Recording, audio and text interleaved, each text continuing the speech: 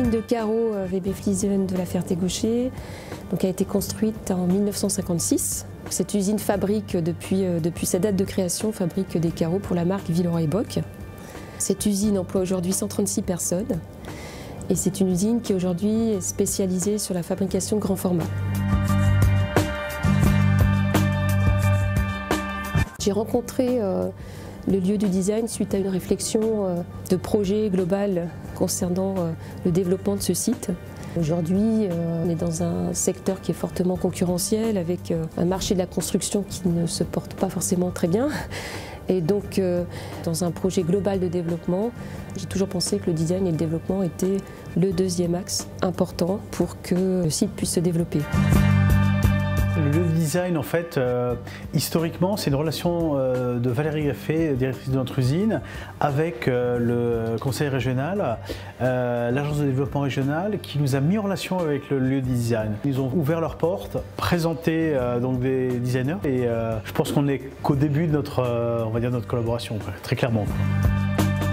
Il y a l'objectif de développer la marque, de la pousser un peu dans ses retranchements, de bousculer aussi bien le design, les gammes qui étaient proposées et les différentes saveurs des projets de Villeroy et Boch en 2014. Moi, mon regard de designer par rapport à cette situation, c'est de pousser Villeroy dans ses retranchements esthétiques, dans ses retranchements techniques, puisqu'aujourd'hui on utilise quand même une machine d'impression numérique assez innovante pour réaliser les carreaux. Jusqu'à maintenant, elle n'avait pas été exploitée. Donc il y avait un manque à gagner par rapport à ça chez Villeroy, dans l'usine de La Ferté.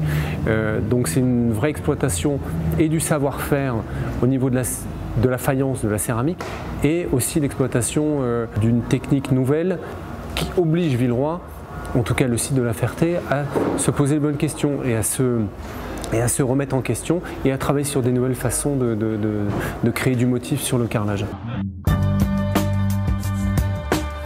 Alors, c'est une gamme officielle que nous avons développée pour le marché français. On veut votre avis, vous allez être les premiers à voir ces produits-là. Vous allez voir, c'est très innovant ce qu'il a à proposer. C'est la patte française au départ qu'on voulait amener. Et c'est je dirais, une nouveauté à Villeroy et Boch. Il n'y a rien de mélo. L'idée, c'est quand même de bousculer un petit peu les codes de ce que vous avez l'habitude de voir et d'acheter ou de vendre.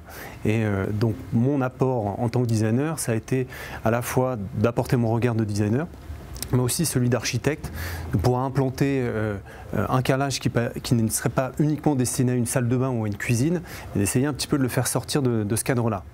Aujourd'hui, on est dans une tendance de fond du retour du décor, du décorum. Donc c'est aussi l'idée d'emboîter le pas. Le monde ne s'arrête pas à la France. Donc l'idée, c'est que justement, on puisse travailler sur ce segment de marché français pour aller inonder un peu l'Europe. Je pense que c'est aussi votre travail, malheureusement, de convaincre ces consommateurs, de leur dire « nous, on aime ça, donc vous allez aimer ça ». C'est une usine qui fabrique en France, donc c'est pour nous un point positif de faire travailler l'usine de céramique française. C'est le renouveau un peu d'une céramique avec Villeroy et Boch. Et développer avec un designer des nouvelles séries géométriques telles qu'on les a vues aujourd'hui, c'est je pense un renouveau assuré pour Villeroy et Boch. On n'avait pas des choses comme ça, hein. On ne voit depuis que quelques années que des produits sûrs à vendre. Des cérames, je vous dis, des choses très simples et basiques que toutes les usines font. Ça, aujourd'hui, personne ne le fait. Vendeur ou pas, rendez-vous, je dirais, dans un an. Moi, je suis plutôt très emballé, pour être très sincère. Villeroy et Boch a déjà travaillé et travaille encore avec des designers. Là, la différence, c'est qu'il y a un accompagnement via le lieu du design qui propose non seulement un accompagnement produit via la mise en relation avec des designers, mais derrière, c'est aussi un accompagnement par rapport à une vision de la marque aussi au niveau des architectes d'intérieur, une approche aussi des tendances en France. Et ça a permis aussi d'asseoir, si vous voulez, de prendre en considération que, effectivement, il y a aussi une vision qui est partagée aussi en région et il y a des structures qui existent pour accompagner les entreprises dans ce sens-là. Il est normal, me semble-t-il, qu'une collectivité comme la région, qui a en charge le développement économique comme compétence, se porte à l'aide, en soutien d'une entreprise francilienne qui regroupe encore un certain nombre de salariés qualifiés, dans une géographie où il n'y a plus beaucoup d'entreprises productives. Donc nous avons compris qu'il y avait là non seulement une responsabilité pour la région, mais également un devoir, et qu'il revenait à la région de mobiliser les autres collectivités et de créer évidemment un élan de soutien en faveur de cette entreprise Villeroy & Boch. L'objet social du lieu du design, c'est de marier les entreprises et les designers. Et depuis maintenant 5 ans d'existence, plus de 800 projets sont arrivés que nous avons instruits et que nous accompagnons. Mais pas seulement en amont, jusqu'à l'aval.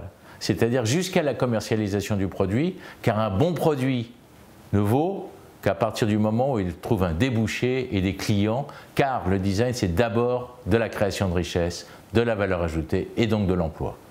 Je suis ravie d'avoir rencontré le lieu du design et de poursuivre ce travail avec eux, parce que voilà, ça nous aide énormément à faire passer aussi des idées en termes de produits, en termes de possibilités en France.